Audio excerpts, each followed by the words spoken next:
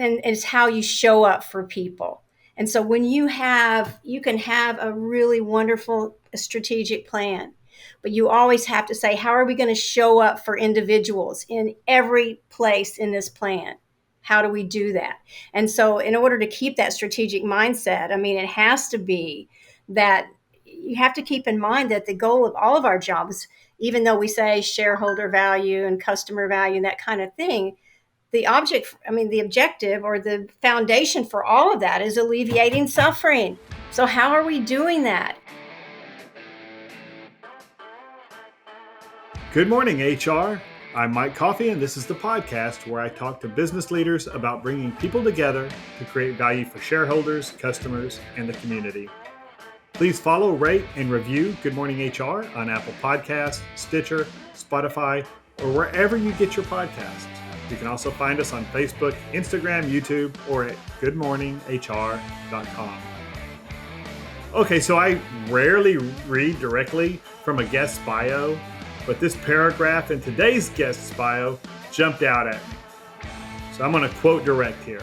Before ending her 24-year management career as a C-level executive and beginning her career speaking, consulting, and training, Pam Boyd was a well-seasoned, backstabbing, corporate-hating, finger-pointing, excuse-making, and pathologically negative middle manager. After a proactive boss changed her trajectory, she vowed to help alleviate the suffering that comes from working in high-drama environments. Okay, so wow. Welcome to Good Morning HR, Pam. Thank you. Good and tell me the rest of that story. That's like either a super villain or a superhero's origin story. Yeah, So give me more detail there. Tell me what that was like. Well, I was working for a company for about 7 years and was continually passed over for promotions, even though I had the stats. And I always looked at, the score sheet by sales and all the other things that they told us to measure. And every year they had a Manager of the Year award, and every year they promoted to district manager. And I thought, I'm up there. And one year I was number one with all the metrics. So, and they were giving a brand new Mercedes or brand new cars. At that time, it wasn't Mercedes, I think. Yeah, brand new Mercedes to every manager. They had like 5 that got awards. And I thought, shoot, I'm going to shoe in. And it wasn't me. I'd even picked out the color of my car I wanted, and it wasn't me. And turned out the guy who got one of the cars was this guy who was new to the company. I'd been there 7 years, and I thought I had all the expertise and all the tenure that was expected. And this guy had been there one lousy year. He walks away with my car, and then turns out he becomes my boss later. And what happened is right before that, before he became my boss, I had a guy that was my boss who was a driver, kind of, sort of, but he wasn't very personal with his general managers. And so I thought, he's going to apologize to me for me not getting that award because, wow, I mean, look what I did for him in his territory. So, of course, he never apologized, and I had to bring it up, and that was kind of embarrassing for me. But I said, so, Jeff, what's the big deal? I mean, why didn't you go to bat for me? And he turned red in the face and started, clearing his throat. And I said, what? What are you not telling me? And he said, well, Pam, this is really hard to say, but in the company, you're known as the B word. And I said, I am not the B word. That's my mother. And I started to, and he said, I said, I just started making all the case for why I was not the B word. And basically he said, you know what, Pam, what you're doing right now, that's why you didn't get the car. I said, because I'm standing up for myself? And he said, no, because you don't listen. And then he said, and I was so mad. He said, if it's just hard to deal with you, and, this is how people see you in the company, as someone who's difficult. And I walked off from that conversation and didn't change a thing except start putting out my resume. And I was so mad and so hurt. And then shortly after that, this guy that got my car got promoted, and he walks in as my new boss, and he goes, "Hey Pam, let's talk about you being on the team." And I thought I'd died and gone to hell, that now I have to report to this guy. And then we sat down, and I was rolling my eyes, and he started talking to me about how he goes, I looked at your stats and you should be getting more recognition. I went, yeah, that's true. This guy, he's getting me. And he said, but are you willing to do what you need to do to get it? And I said, yeah, but I'm not the B word. I don't care what Jeff told you. I'm not the B word. And this is where my life began to change. He said, it doesn't matter that you think you're not the B word. What matters is perception is reality. And if you'll stay with me, we'll change that perception. And so turned out to be a guy who was a developer, a guy who saw me. I mean, he wasn't easy to work with. He wasn't a guy that was patting me on the back. He was throwing me under the bus so that I would learn to stand on my own 2 feet. And it turned out, he told me that when I started working for him, that within the year I would be manager of the year. And I thought, yeah, right. How could he promise that? But it really did happen. And I was a regional manager within a year and a half. So I always vowed that after he taught me some things about how to hold people accountable, because the thing is, nobody wants to talk to the B word because they argue. They don't listen. They don't change. You waste your time. And so when I learned how to talk, I mean, he got me to listen. And it's a longer story than that. And I usually start out my talks with that story. But this is not that kind of story. I'll make reference to it. But he got me to listen because he knew what I wanted. And he immediately started talking about how to use that leverage and to get me what I wanted, and so that he could get what he wanted. And so I always vowed that when I had the opportunity, I'd help alleviate the suffering that comes from working with people who don't develop people, or working with people like me, because they're in every organization. So that's the rest of the story. Sure.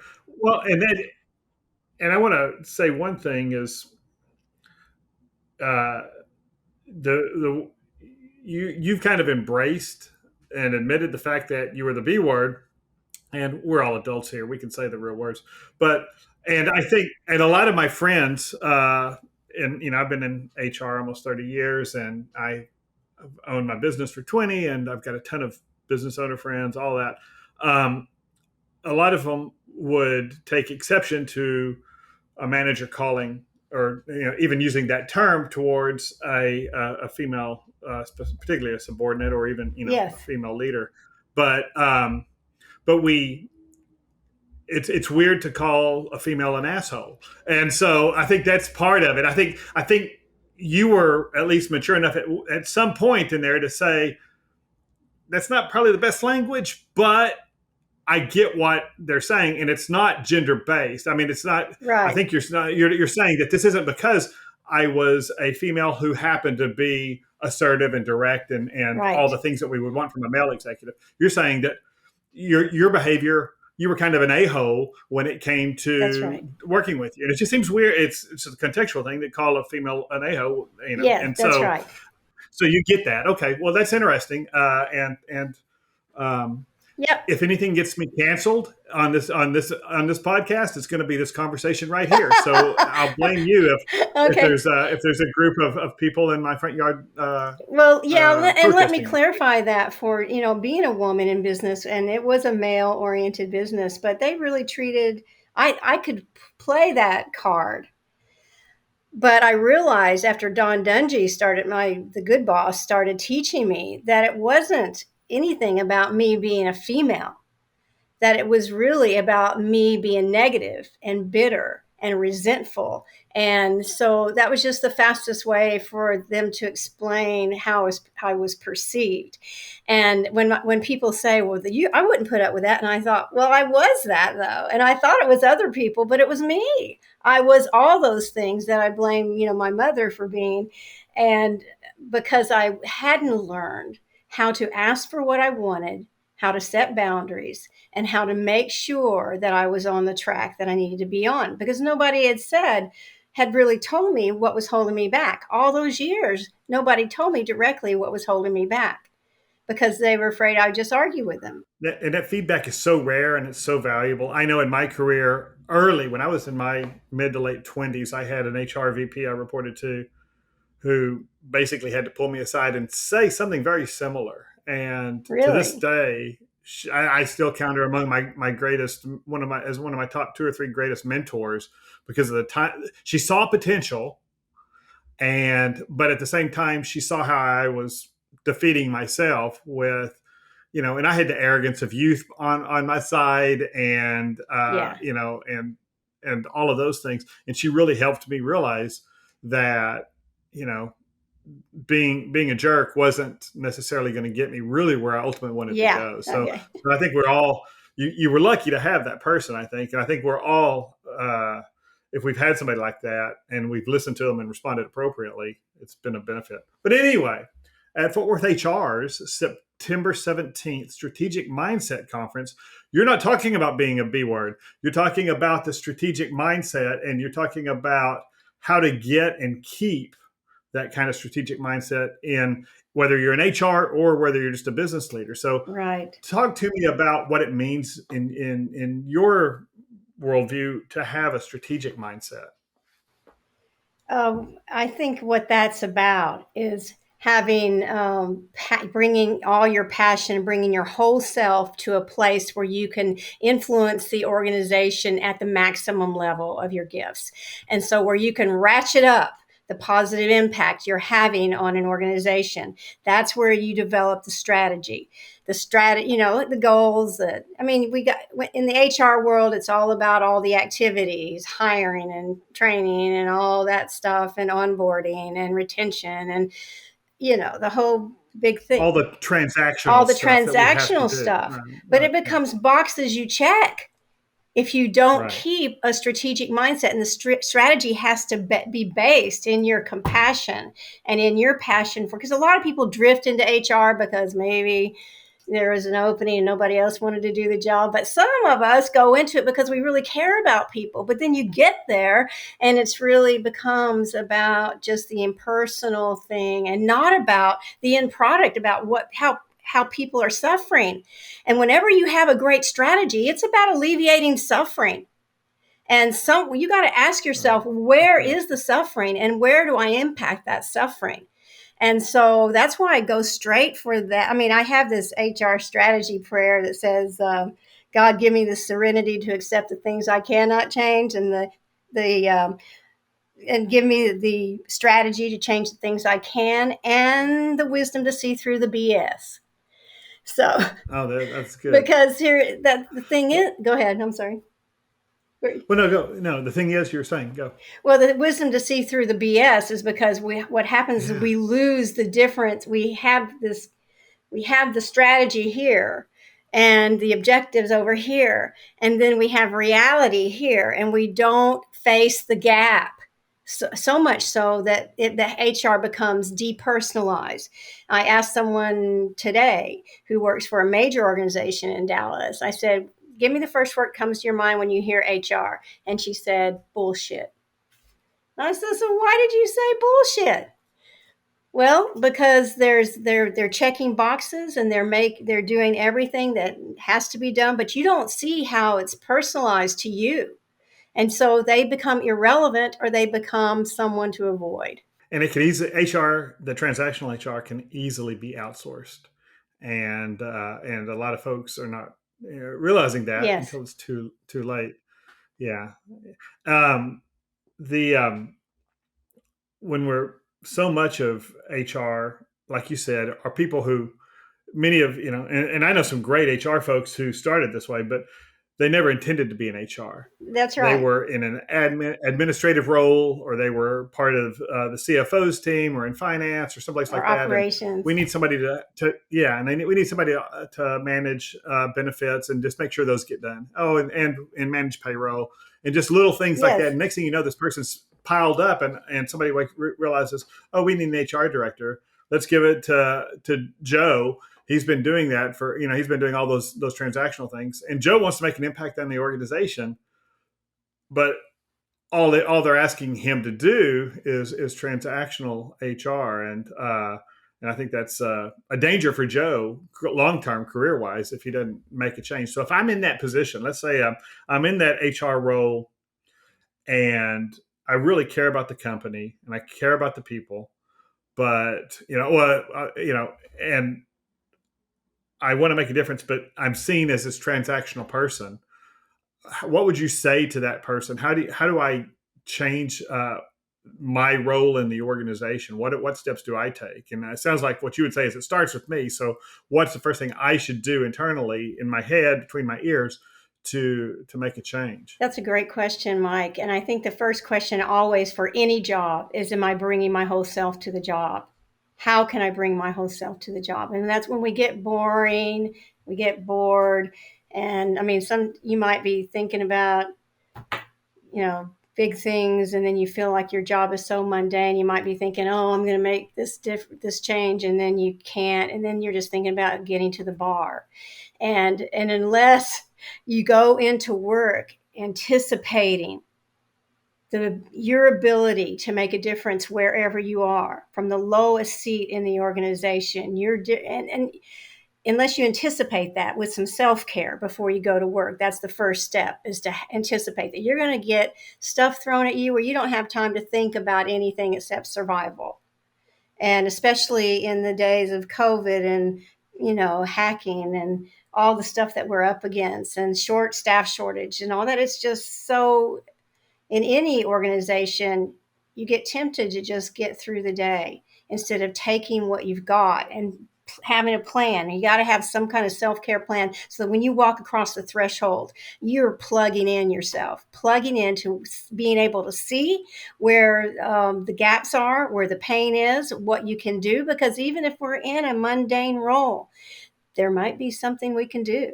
And that's, even in the book Drive, he talks about how people have to make they have to challenge themselves. The people that can challenge themselves to make a difference, those are the people who stay engaged.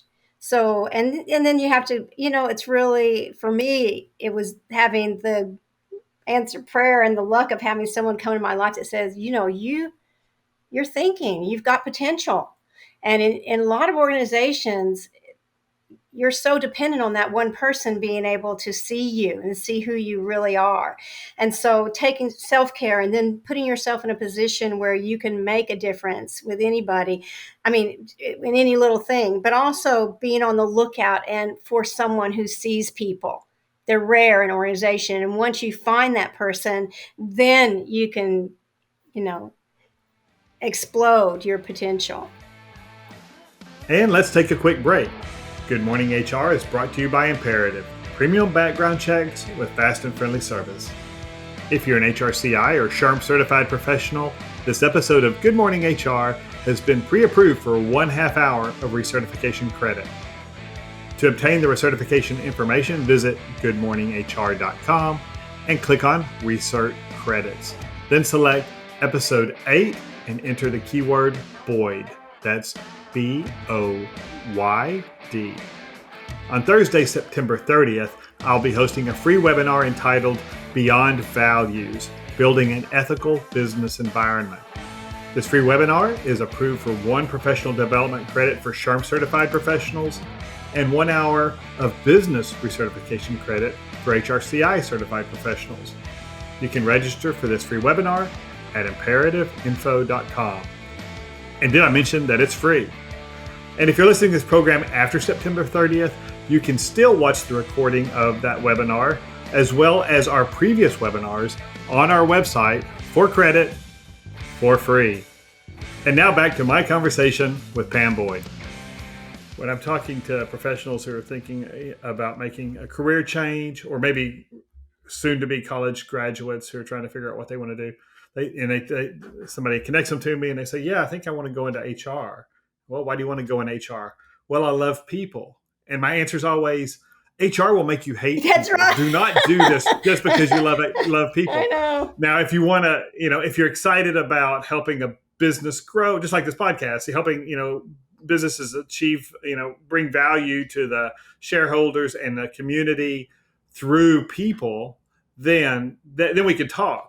But if you just want to be everybody's friend and you want to have days where everybody just loves on each other, you're in the wrong business. This is not, this is all, HR is all about business. So, but you're talking about really a personal, rather, because when we talk about strategy, we're always thinking about corporate planning, and we go on a strategic retreat, we make all these corporate plans, and then we horribly execute them usually in many organizations, and we never get there.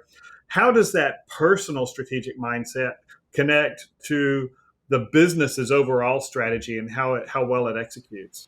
And that's what I'll talk about at the conference. But awareness of the gap and accountability, personal accountability, and how to hold people accountable for the strategy. Even if you're in HR, there are ways that you can be a part of accountability for, like, for instance, say you put out one of your strategic goals is to change retention, get your retention level up.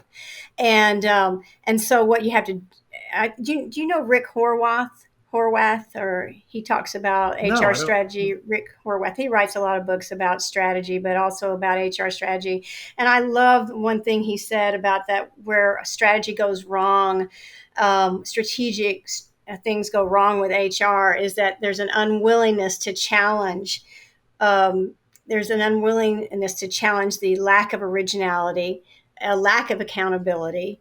I don't have his quote handy here of what, but I do have it in my presentation, is that objectivity is lacking. We can't get the objectivity to look past. It's glittery. And when we set our strategic goals, then we have to bring, it's on a personal, if you can't bring it down to personal level, it will not last. It will not last. And so, like the quote, I think in Harvard Business Review, it said that, strategy, culture eats strategy for lunch or breakfast. That's right. Yeah. And you remember that Yeah. quote. And the thing is I that think Jim Collins said that. Yeah. originally, was that Jim Collins? I just remember reading it in Harvard I Business. think so. Yeah. Yeah. But I may be anyway, wrong. so a friend of mine too, who's just my HR role model, who really had a big effect on the organization, what she said is that it's like that saying that says death by 1,000 cuts. HR has to be culture by 1,000 kindnesses. And so when you, Oh, wow. and it's how you show up for people. And so when you can have a really wonderful strategic plan, but you always have to say, how are we going to show up for individuals in every place in this plan? How do we do that? And so in order to keep that strategic mindset, it has to be that you have to keep in mind that the goal of all of our jobs, even though we say shareholder value and customer value and that kind of thing, the objective or the foundation for all of that is alleviating suffering. So how are we doing that when we're working on interviewing, or we're working on, what our interviewing strategy is, or what our retention strategy is, or what our, succession strategy is? How are we looking and personalizing this HR strategy for these people? And the only part of a business that's going to actually execute the corporate strategy are the people. The front I mean, your line inventory people. is not going to execute. Your inventory is not going to That's execute. Your right. machinery is not going to execute. It's people, and and if you can sell them on where the company's going, and convince them that what they do is meaningful and it's going to have an impact Yes. beyond just their paycheck. Yeah, and I think that's a place where a lot of leaders fail in organizations, and I think even middle managers. I hate the term manager.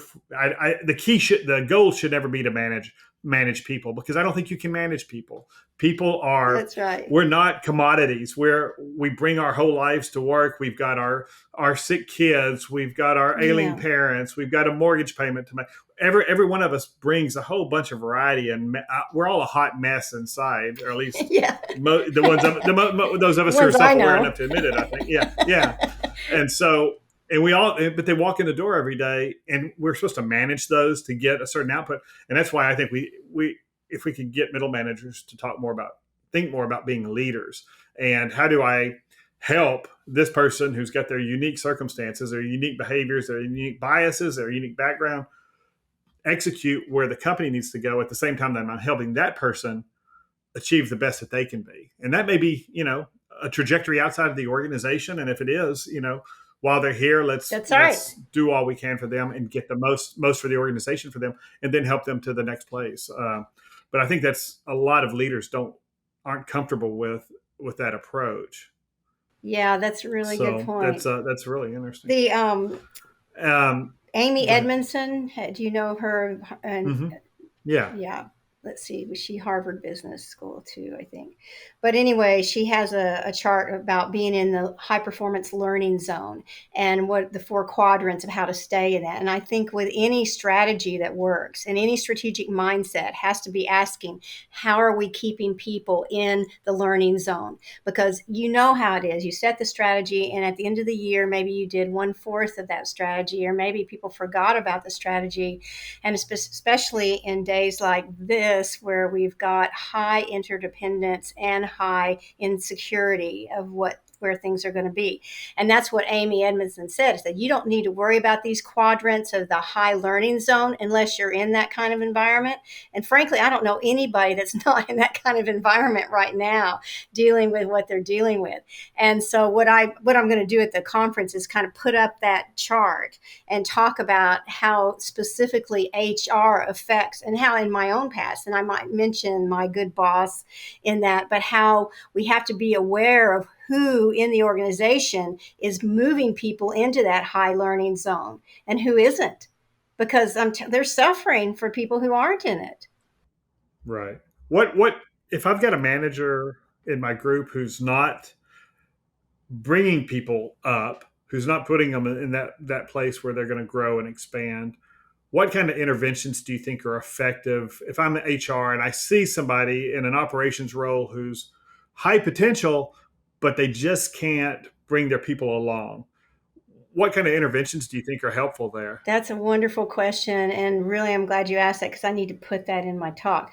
When I was chief operating officer for Sonny Brian's Barbecue, I had the guy who owned Sonny Brian's Barbecue. And Sonny Brian's died, and then the guy who bought it was from the hotel industry. He had no restaurant experience. It's because I had background in that.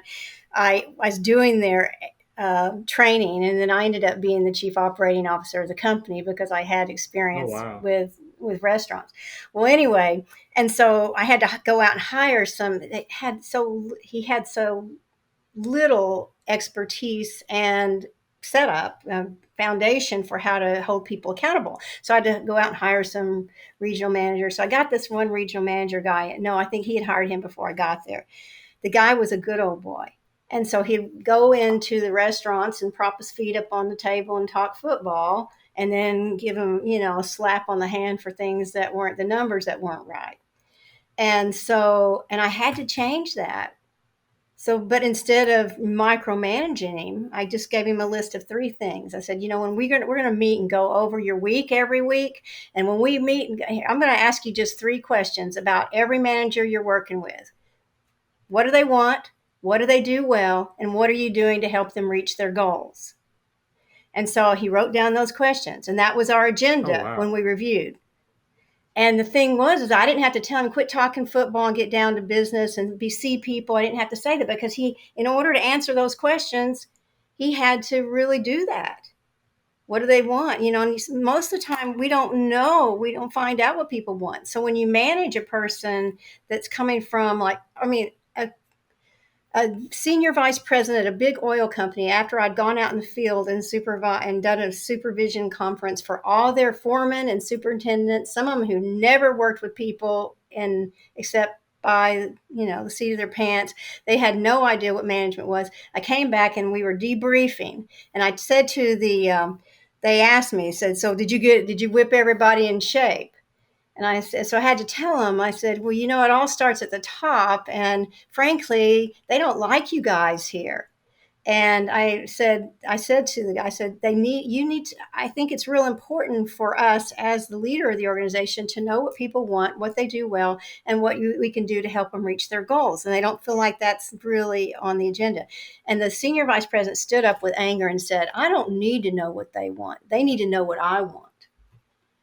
Well, The organization got rid of him. That's old school right there. Yeah, it's real old school. But the thing is that you can't start anywhere else. You have to start knowing, just like we have to start knowing what our customers want and what our shareholders want. We got to know, you got to start there. And the only way to get people to see, to get there faster is by showing them that that is the path to getting what they want. You know, nobody cares about what we want till we care about what they want. At home, in the neighborhood, at work, it's everywhere. Does that answer the question? Did I go off on too much of a tangent? Yeah, it's a good start. No, that's a good start. And Jim, I think it's Jim Collins talks about the right person in the right seat, and sometimes you have to escort the wrong people off the bus. If they're not on board with where the organization is going, and sometimes that's scary for an organization that's got a high-producing salesperson and who's just toxic to everybody else. And sometimes you've got to escort that person off and let them go find someplace else that they can maybe thrive better. Set them free. But that's for all the future. Time we have today. Oh shit! Yeah, thank you, Pam, for being with us. That's I'm really looking forward to. You're the lunch speaker, I think, at Fort Worth HR's September 17th Strategic Mindset, and I'm looking forward. I'm speaking that morning. Yeah, so I'm looking forward to that. And so you can register for Fort Worth HR's Strategic Mindset Conference at fwhr.org. And you can find previous episodes of this podcast, show notes, and contact info for our guests at goodmorninghr.com or on Facebook, Instagram, or YouTube. And don't forget to follow us wherever you get your podcasts. Rob Upchurch is our technical producer, and Imperatives Marketing Coordinator, Katie Bautista, keeps the trains running on time. And I'm Mike Coffey. As always, don't hesitate to reach out if I can be of service to you personally or professionally. And I'll see you next week. Until then, be well, do good, and keep your chin up.